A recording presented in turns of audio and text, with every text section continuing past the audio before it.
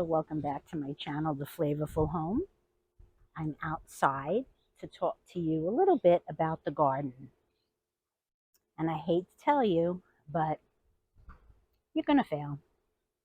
It's all part of gardening life. Even the most seasoned gardeners will have mishaps. Just check out Epic Gardener, Roots and Refuge. You'll see that silly mistakes happen, weather miscalculations. You know how I'm always telling you, oh, I'm in zone 9, 9B to be exact, desert climate. Well, it is April 3rd, and it's probably about 58, 59 degrees. The low is going to be 36. Isn't that fun and exciting? April. That's not normal for Southern California in my zone. Next week, it's going to be in the 80s. So in a blink, everything's going to change. I'm going to turn you around and show you what happened because of wacky weather. These are my pickling cucumbers. There's 3 in the front and 3 in the middle. And you could see only one of them is hanging in there. The rest all got frost damage.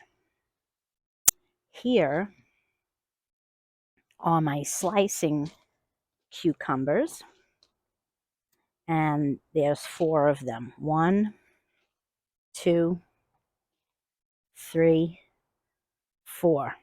And they are beat up, basically gone. What happened here is the weather was beautiful, and then it got windy, it got very cold, and cucumbers have 0 cold hardiness. And so even if they somehow manage to make it through, they will probably be very, very susceptible to disease.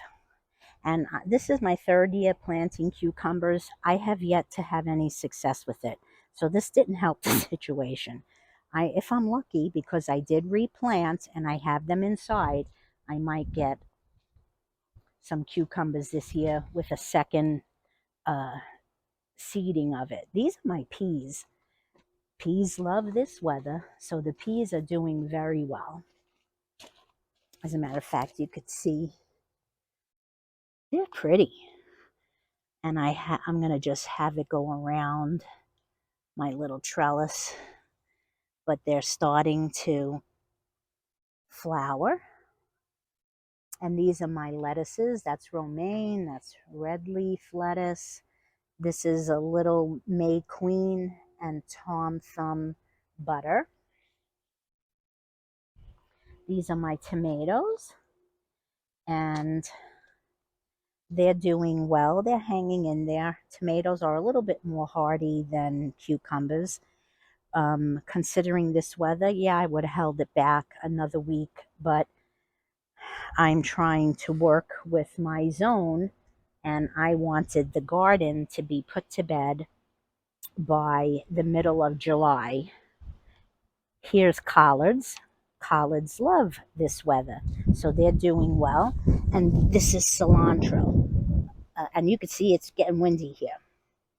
Cilantro loves cool weather too.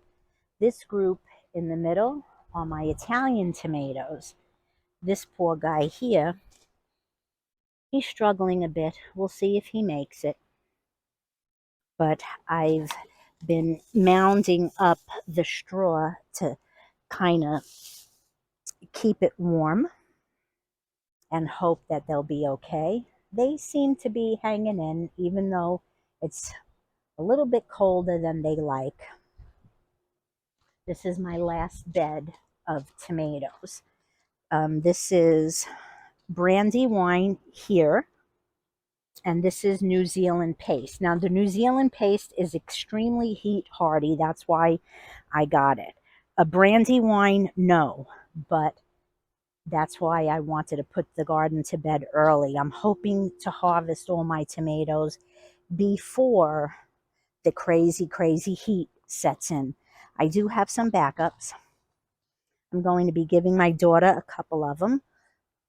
Excuse me. And I'm going to keep one Fiorentino in case that one that's struggling doesn't make it.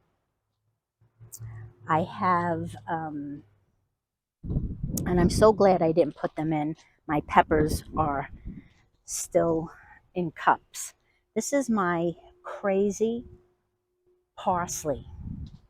I have cut it back 3 times already. 3 times, and it's just gone wild. I'm going to have to trim it up again. This is going to be my flower bed, but I'm not putting any flowers in yet. I'm going to wait till next week. This bed was a bit of a failure. Something ate my radishes. That's what's left of that. I had green beans here. Something chewed them down to nothing. I'm going to have to figure something else out for that bed. But as you can see, weather can really, really mess up your gardening. Since none of us can really predict it, you can never tell what's going to happen when you plant. The best intentions can just be knocked down.